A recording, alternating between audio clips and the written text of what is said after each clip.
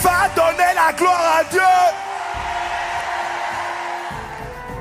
On se rassoit. Oui, oui. Prochainement, quand on parle de toi, tu fais comme ça. Tu montres d'où ça vient. Dieu veut amener ce niveau de gloire. Un niveau de gloire qui va choquer le monde. Mais il sait aussi que la personne qui peut accommoder ça, c'est l'épouse. C'est pour ça qu'il prépare l'épouse. Il prépare l'épouse à manifester ce niveau de gloire-là. Cette saison, nous sommes dans une saison glorieuse. Je crois ça. Il ne faut pas négliger les saisons.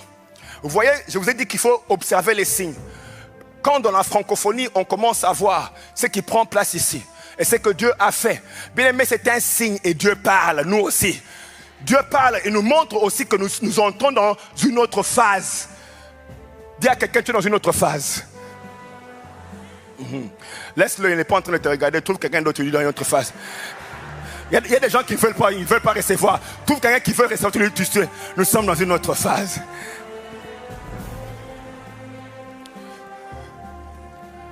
Et donc, ça devient important de comprendre le mystère de l'épouse. Si Dieu dit que l'esprit et l'église ou l'épouse disent viens, ça veut dire qu'on doit comprendre ce mystère-là. C'est qui cette épouse? Pourquoi il choisit de dire épouse au lieu de dire l'esprit et le serviteur disent viens? Il a préféré dire l'épouse.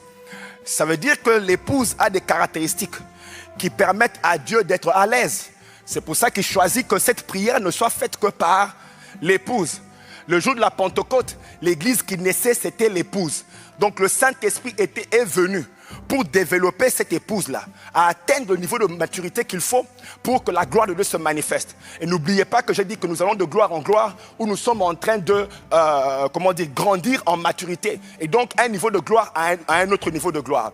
Et ce sera l'épouse qui va enfanter ce qui va détruire l'ennemi dans nos cités, dans nos villes. C'est l'épouse qui va enfanter cela. La Bible dit, vous savez que c'est à l'église, c'est à l'épouse que Dieu a dit, ta sémence écrasera la tête du serpent. C'était à la femme. Donc Dieu sait qu'il y a quelque chose qu'elle a qui va écraser la tête du serpent. Même dans ta famille, tu as ce qu'il faut pour écraser. L'épouse a ce qu'il faut. Et Dieu sait cela.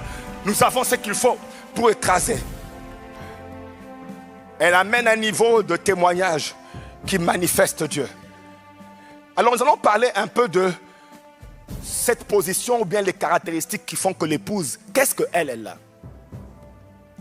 Qu'est-ce qu'elle a? La première chose, comme je vous ai dit plus tôt, c'est qu'elle a l'amour là. C'est cet amour que Dieu cherche. Dieu est impressionné par l'amour de l'épouse. Dans Jérémie chapitre 2, verset 2, elle me dit, voici ce que dit l'Éternel. Je me souviens de ton attachement de jeune fille, de ton amour de jeune mariée. L'amour dont Dieu se rappelle ici, c'est l'amour de la mariée. Nous sommes ensemble jusque-là. Et donc, elle a un amour, une passion que Dieu est en train de rechercher. Il sait qu'elle a un cœur. Oh là là. Quand une femme s'attache à toi, quand elle se donne à toi, non. Écoute, il ne faut pas laisser une femme tomber amoureuse de toi si tu n'es pas prêt.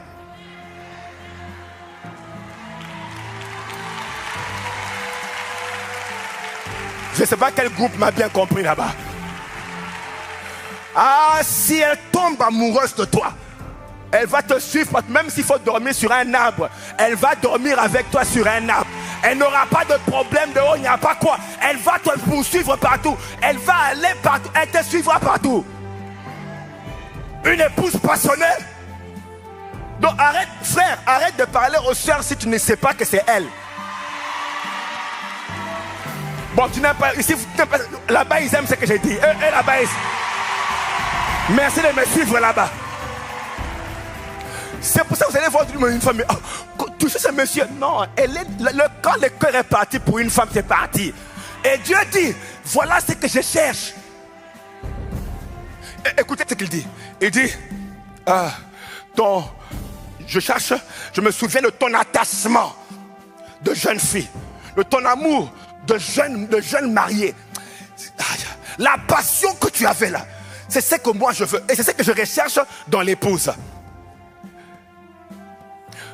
Parlons un peu de aimer Dieu. Parce que beaucoup de gens pensent que aimer Dieu, c'est peut-être chanter. Non, chanter, c'est l'expression de l'amour. Ce n'est pas ça l'amour. Ce qui fait que si tu peux chanter même sans aimer. Quand Dieu parle de l'amour, il ne parle pas de chanter. Il parle de... Aimer Dieu, c'est donner sa vie. C'est ça, aimer Dieu. C'est donner, donner. Dieu a tant aimé qu'il a donné. Donc, aimer Dieu, ce n'est pas chanter, c'est donner. Nous sommes ensemble jusque-là. C'est dans Jean chapitre 15, verset 13. La Bible dit, il n'y a pas de plus grand amour que de donner sa vie pour ses amis. Donc, quand Dieu devient ton ami, tu dois être prêt maintenant à donner ta vie. Et c'est de ça que nous allons parler. Donner sa vie. 1 Jean chapitre 3 verset 16. La Bible dit, nous avons connu l'amour en ce qu'il a donné sa vie. Donc tu connais l'amour en ce que tu as donné ta vie. Alors quand tu dis, Seigneur je t'aime, faut faire attention à ce que tu dis.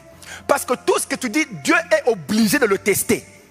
Et quand tu arrives à un moment compliqué et tu changes d'avis, c'est que ton amour n'était pas profond ou bien tu es encore en train de blaguer. Dieu est en train de chercher des gens qui peuvent vraiment donner.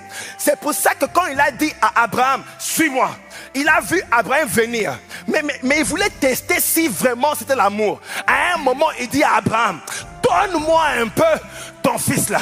C'est lui que tu aimes. Pourquoi? Je vais vérifier si ce que tu es en train de faire, c'est à cause de l'amour ou bien autre chose. Et quand Abraham a prouvé, Dieu dit maintenant je vois. Ça veut dire que j'étais en train de voir, de vérifier. Alors, quand tu donnes comme ça, Dieu dit d'Abraham, il dit, je jure maintenant. Comme pour dire, ce que je t'avais dit va s'accomplir parce que tu es prêt à tout donner pour me suivre. Écoutez-moi. Ce n'est pas parce que Dieu, c'est pas parce qu'on a prophétisé que ça va arriver. Ce n'est pas parce qu'on a dit que tu auras un niveau de gloire que ça va arriver. Tu dois être au niveau de prouver à Dieu que tu es prêt à tout donner pour que Dieu dise maintenant tout ce que j'ai dit doit s'accomplir. Pourquoi? Parce que si je te donne, tu ne vas pas quitter. Tu ne vas pas fuir. L'argent ne va pas te pousser à me quitter. Les biens ne vont pas te pousser à me laisser. Ton cœur est déjà totalement offert.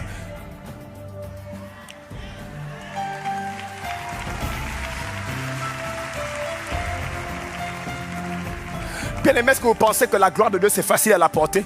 Nous aimons la gloire de Dieu, mais est-ce que tu es vraiment prêt à porter ça? Est-ce que tu sais même ce que ça va te faire? Tu sais ce que la gloire de Dieu va te faire? À cause de la gloire de Dieu, Abraham devait suivre Dieu partout. Se séparer de son neveu. C'était son neveu. Se séparer de son neveu. À cause de la gloire de Dieu, les gens ont quitté des choses. Toi, tu es prêt à quitter quoi? À cause de la gloire de Dieu, Abraham s'est séparé de son fils. À cause de la gloire de Dieu, c'était la gloire de Dieu.